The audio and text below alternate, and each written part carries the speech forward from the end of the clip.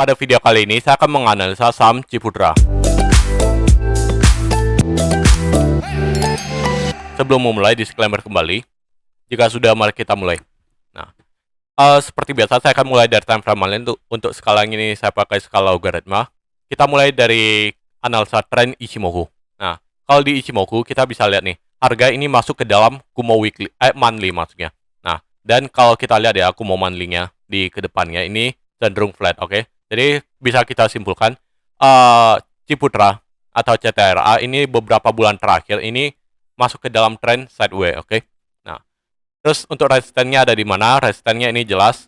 Ini kalau kita tarik trendline juga kayak gini, dan kebetulan trendline-nya ini juga searah atau sejajar sama ini Kumo monthly-nya, oke? Nah, terus next kita zoom di weekly. Nah, kalau di weekly kita bisa lihat trendline-nya juga masuk atau sejajar dengan Kumo weekly-nya, oke? Nah, terus ini harga ini udah di area resisten, apakah dia bisa break? Kita masih perlu tunggu ya, karena ini hari Rabu, oke? Nah, jadi paling kalau untuk candle weekly ini harus tunggu 2 hari lagi, oke? Nah, jadi kalau misal 2 hari lagi harga ini benar-benar bisa close di atas resistance ini, oke? Nah, ada kemungkinan dia untuk melanjutkan kenaikan. Nah, terus kapan dong masuk tempat atau saatnya kita masuk? Saatnya kita masuk yaitu ketika dia udah mulai retest. Nah, ketika dia retest area resisten yang sebelumnya yang akan menjadi support, nah itu saatnya untuk kita masuk, oke? Jadi masuknya pas gini, oke? Di sini. Nah, bukan masuk pas kejar di sekarang, oke? Nah, kalau kejar di sekarang, apakah masih bisa naik? Ya, jawabannya masih bisa. Tapi ketika kita kejar sekarang, ini juga peluang dia untuk naik dan turun itu 50-50, oke? Nah, lebih baik kita tunggu pas retest, sehingga ketika dia mau naik itu lebih terjamin lah. Oke, nah terus next kita zoom di daily. Kalau daily kita bisa lihat beberapa hari terakhir Ciputra ini udah masuk ke dalam tren bullish-nya, oke?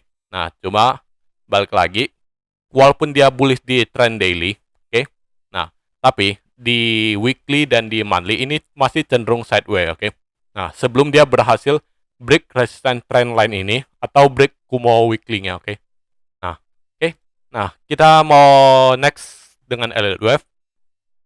Kalau Elliott Wave kita bisa lihat ini adalah wave 1, 2, 3, 4, dan 5. Oke. Nah, kita bisa lihat kalau di momentumnya ini 1, momentum 2-nya emang agak kecil, 3, 4-nya agak besar, dan 5. Oke. Nah, terus ini apa? Ini kalau saya lihat, ini mungkin saya akan counting dia A, ini B, ini C. Nah, kalau udah ABC, nah, terus next, setelah ABC ini, berarti ini kenaikan pas COVID ini apa? Kalau kita zoom di weekly, ini kelihatannya lebih ke impulsif ya. Nah, impulsifnya kayak gimana? Mungkin ini bisa 1, 2, 3, 4, 5. Ntar kita cek ya. Wave 3 lebih panjang dari wave 1, jadi ini masih valid. Jadi untuk Ciputra, ini kenaikan pas COVID ini masih bisa dianggap sebagai kenaikan impulsif, oke? Nah, cuma apakah kenaikan impulsif di pas COVID ini akan lanjut naik? Oh, ini berarti wave 1. Bentar. Kan kita udah tahu nih, oh, kenaikan pas COVID ini adalah wave impulsif. Tapi pertanyaannya, setelah dia kenaikan impulsif ini, apakah dia langsung wave 1, 2, dan ada 3, 4, 5? Jawabannya belum tentu ya. Nah, dia bisa 1, 2, 3, 4, 5, atau kemungkinan kedua yaitu ini ternyata baru A, ini B, nanti ada C. Nah, cuma dari dua kemungkinan antara dia A, B, C atau 1, 2, 3, 4, 5, yang sama itu adalah ini, 3 atau C. Perlu kalian ingat, 3 atau C itu adalah wave impulsif. Artinya, setelah ini ketika dia mau naik, minimal dia ada 1 kali impulsif naik, oke? Nah, jadi mau dia 3 atau mau dia C, yang penting hasilnya sama-sama ada impulsif lagi, oke? Nah, jadi kita abaikan ini, oke? Jadi kita udah tahu nih, oh, cara Elliott Wave, berarti next setelah dia berhasil break trendline ini, trendline resistance, dia akan melanjutkan tren impulsif, oke? Nah, ini secara alert wave. Nah, terus kita mau cek ya, apakah penurunan ini yang pas Maret 2021 ini udah selesai atau belum? Oke. Nah, kita lihat apakah ada momentum. Pertama ini ada sedikit momentum, harga bikin lower low, stokastik bikin higher low. Oke. Nah, ini ada bullish divergence. Apakah divergence-nya udah selesai? Kelihatannya belum ya. Harga stokastik masih mengarah ke atas. Oke. Terus kalau kita cek di daily ini juga momentum masih ke atas. Oke. Nah, kalau momentum secara momentum ya, Ciputra ini momentumnya masih mengarah ke atas secara tren jangka pendek atau jangka menengah. Oke. Nah, terus secara alert wave-nya ini. Ini kalau yang saya lihat ya, lihat nih. Penurunan yang ini. Nah, ini adalah satu swing, oke. Nah, kita langsung tarik swingnya ya. Berarti kalau di weekly kita lihat ini pasti satu swing, ini satu swing, ini satu swing. Oke. Nah, kita lihat ini ada berapa swing? 1 2 3 4 5. Oke. Nah, kalau ada 5 swing, ini kelihatannya ya. Kalau yang saya lihat ini kelihatannya lebih ke kompleks, oke. Kompleks correction. Nah, di mana swing pertama ini juga kelihatannya nggak benar-benar impulsif, oke. Nah, lihat nih, kalau dia impulsif, kan minimal ini 3, ini 5 kan. Nah, tapi ini nggak bikin divergence, oke. Jadi, saya lihat kemungkinan ini adalah complex correction. Bisa jadi ini adalah WXYXZ. Ini kemungkinan pertama. Atau kemungkinan kedua yaitu ini baru WXY. Atau kemungkinan ketiga yaitu ini adalah WXYXZ. Oke. Nah, maka dari itu, karena ini complex correction, ada banyak cara untuk kita counting. Makanya ini nggak akan saya tulis. Nah, jadi kita udah tahu nih. Oh, berarti ada dua kemungkinan ini. Kemungkinan pertama yaitu harga lanjut break, oke? Break resisten dan lanjut impulsif. Kemungkinan kedua yaitu dia lanjut turun ke area support lagi, baru benar-benar bisa break, oke? Jadi Ciputra ada dua skenario utama nih. Skenario pertama yaitu dia langsung break dan lanjut impulsif. Skenario kedua ternyata di false break dan drop lagi, oke? Nah, ini ada dua skenario ya. Terus dari dua skenario ini mana yang lebih utama, oke? Yang lebih utama ya, kalau yang saya lihat, saya lebih lihat yang skenario ini sih, yang merah. Saya kasih warna ya. Skenario merah sama skenario biru. Kalau buat saya pribadi ya, skenario merah ini lebih mungkin terjadi. Kenapa? Karena belum ada konfirmasi dia break resistennya. Tapi kalau misalnya minggu depan dia udah kalau misalnya udah minggu depan kan berarti candle minggu ini udah close ya. Nah, kalau candle minggu ini berhasil close di atas resistance, nah kemungkinan besar skenario biru ini yang terjadi, oke.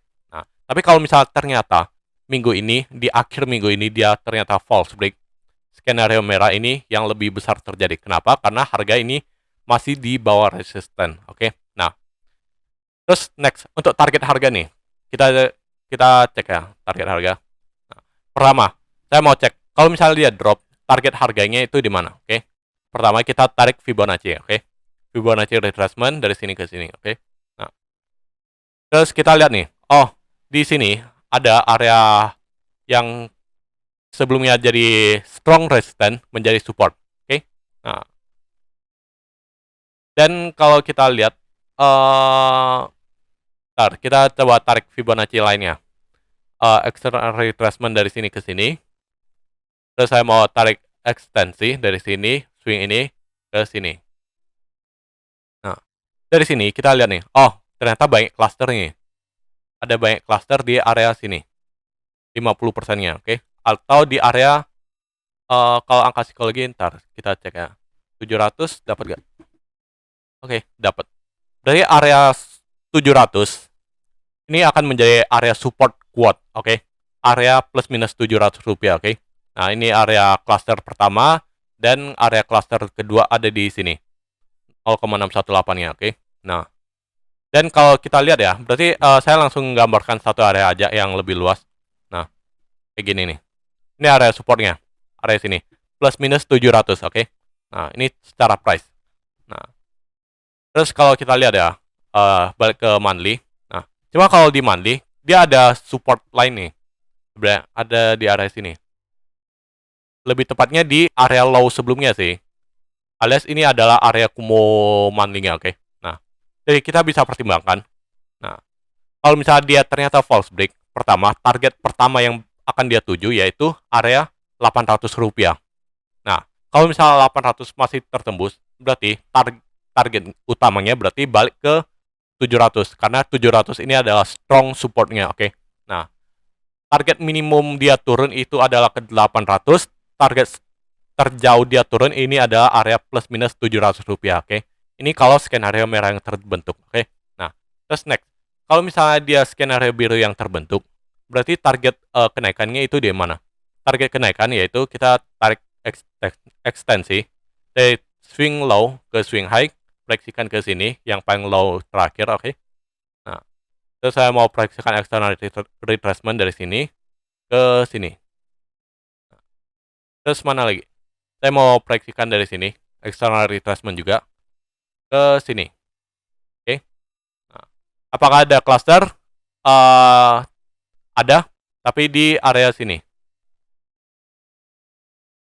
Nah, oke. Nah, berarti ini adalah area all time high-nya Cipudra, oke? Di area 1740.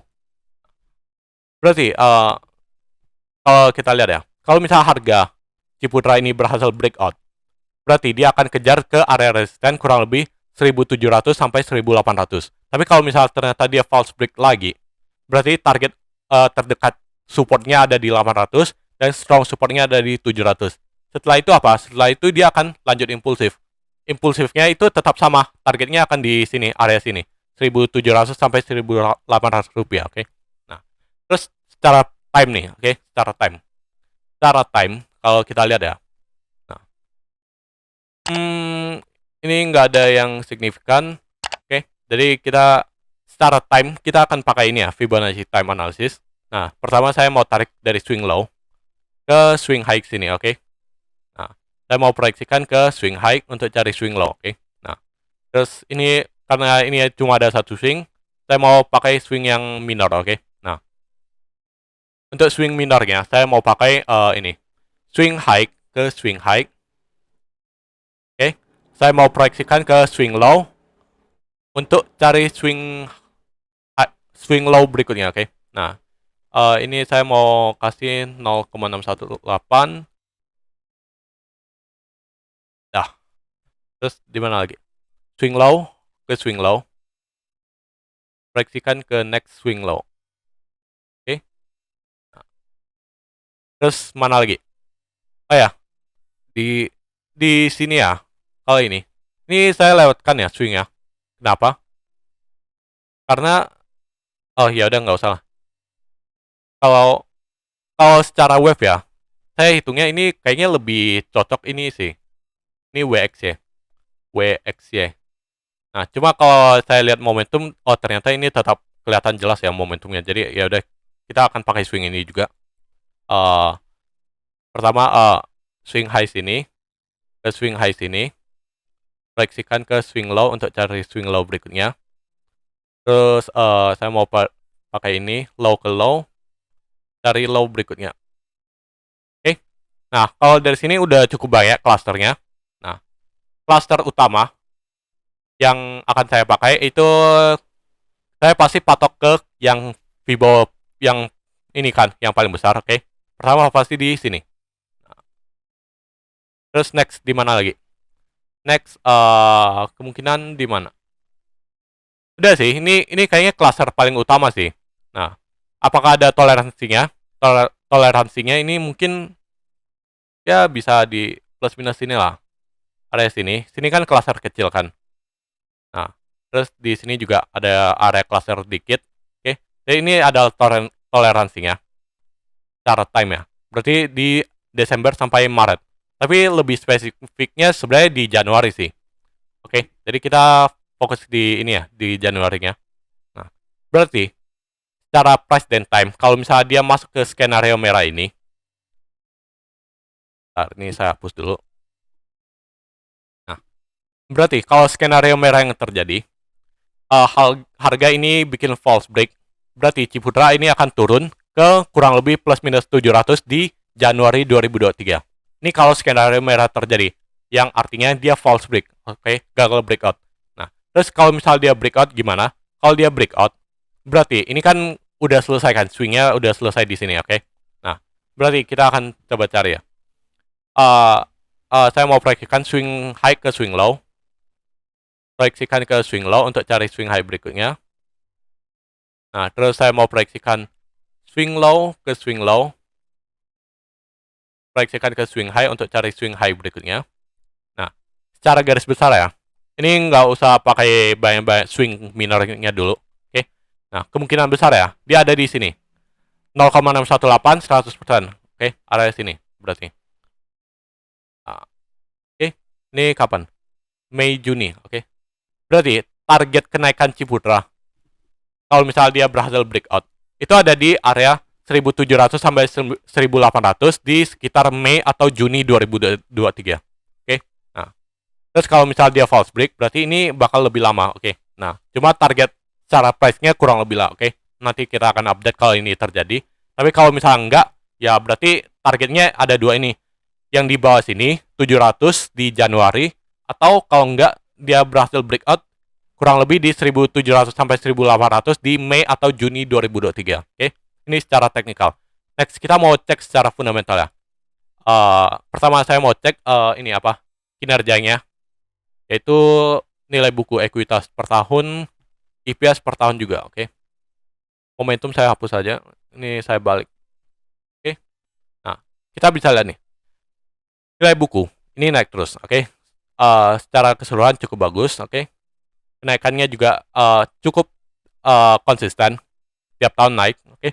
Nah, terus EPS-nya gimana? EPS-nya juga naik ya, walaupun sempat drop di 2006 sampai ke 2008, tapi habis itu dia udah mulai naik lagi, oke. Nah, jadi secara kinerja Ciputra ini sebenarnya cukup bagus, oke. Nah, saya mau cek EPS per quarter-nya, oke. EPS per quarter. Nah, ntar ini saya oke. Biar lebih jelas, saya mau kasih koordinat 0. Oke. Koordinat 0. Oke. Nah, di sini kalau kita lihat ya, di sini sempat hampir 0 ya EPS-nya, tapi nggak 0 kecuali pas ini, pas COVID. Ntar, ini kapan? Kecuali ini, pas kuartal 2 2020, yaitu itu pas pertama kali COVID, oke? Itu sampai 0. Cuma secara keseluruhan nggak masalah, karena EPS dari Ciputra ini cukup konsisten, cukup bagus, dan cukup tinggi, oke? Nah, terus next, berarti secara kinerja dari ekuitas dan laba dari Ciputra ini sebenarnya cukup bagus, oke? Nah, kita mau cek secara rasio keuangannya, oke? Nah, rasio keuangannya saya langsung pakai template biar lebih cepat, oke? Nah, ini adalah PBV-nya. Nah, kalau PBV Ciputra, ini kalau kita lihat ya, PBV-nya 1,05, oke? Ini kalau dibilang mahal enggak, dan masih di bawah rata-rata 5 tahun terakhir, oke? Ini koordinat 1, oke? Harga udah di atas PBV sama dengan 1, tapi kecenderungannya kalau Ciputra ya, relatif masih murah, oke? Nah, terus kita mau cek pair-nya juga. Kalau pair, ini saya logarithmic juga. Pair juga ini cenderung rendah, oke? Pair-nya di bawah 10 cukup bagus. Cukup rendah ya, berarti. Nah, yang awalnya itu pair-nya itu harusnya dihargain wajarnya itu kurang lebih ini di 18, 19, 20 kurang lebih plus minus. Oke. Nah, tapi sekarang ini pair-nya berarti dihargai lebih rendah dari beberapa tahun sebelumnya, oke. Nah, berarti Ciputra ya, kalau dibilang ya, apakah Ciputra ini mahal? Jawabannya enggak. Secara kinerjanya bagus. Kinerjanya bagus dan harga ini malah lebih cenderung lebih murah dari beberapa tahun sebelumnya, oke. Nah, next kita mau cek ROE. ROE tahunannya. ROE-nya ini kurang lebih plus minus 10%. Oke. Kadang di bawah, kadang di atas. Ini ya kurang lebih. Secara ROE juga masih cukup oke, cukup bagus. Kinerjanya cukup oke. Harga ini nggak dihargai terlalu mahal. Nah, kalau terus berarti kalau kita lihat ya dari fundamental, kita udah tahu nih, oh Ciputra ini bagus, oke? Nah, tapi kenapa masih ada skenario yang merah ini, oke? Nah, skenario merah ini terjadi kalau misalnya marketnya ternyata belum seramai itu, oke? Belum ada hitungannya belum dibandarin lah, atau belum apa lah, belum terlalu ramai, makanya dia mungkin akan tunggu momentum yang lebih banyak lagi. Nah, makanya skenario merah ini bisa terjadi. Tapi kalau misalnya ternyata momentumnya udah cukup banyak, mengingat kinerjanya cukup bagus, skenario biru ini sangat mungkin untuk terjadi, oke? Nah, terus secara fundamental ya, kita cek ya. Nah, nih, book value, saya munculin. Lihat nih, quarter terakhir, atau laporan keuangan terakhir, book value Ciputra yaitu 968, oke? Nah, kalau misal dia mau dihargai relatif rendah secara PBV ya, berarti dia harus turun ke Bollinger Band-nya kan. Berarti 968 kali 0,68.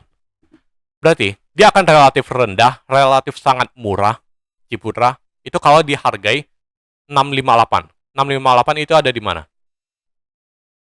658. Nah, ini adalah strong support, oke? 658.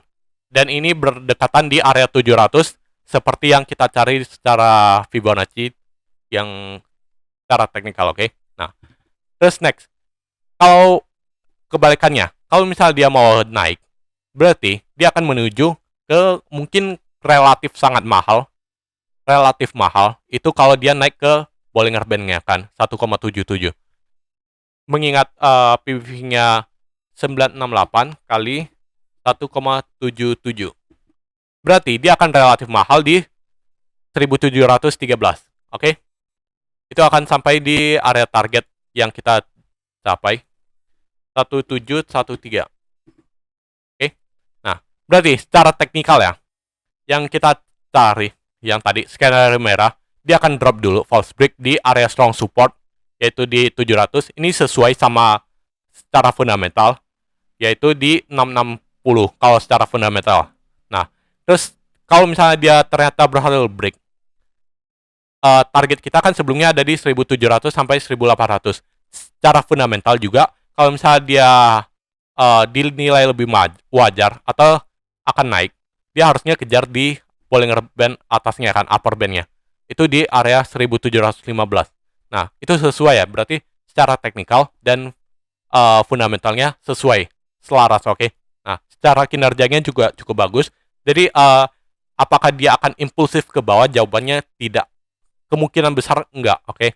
Nah, kalau misalnya dia mau turun, kemungkinan yang merah ini ya, dia turunnya juga akan kesendat, oke? Nah, tapi kalau dia naik, ini kemungkinan besar akan impulsif naik. Kenapa? Karena kinerja perusahaannya cukup bagus, oke? Sekian untuk analisa Ciputra, semoga bisa membantu. Disclaimer kembali, jika ada kesalahan silakan dikoreksi. Sekian dan terima kasih.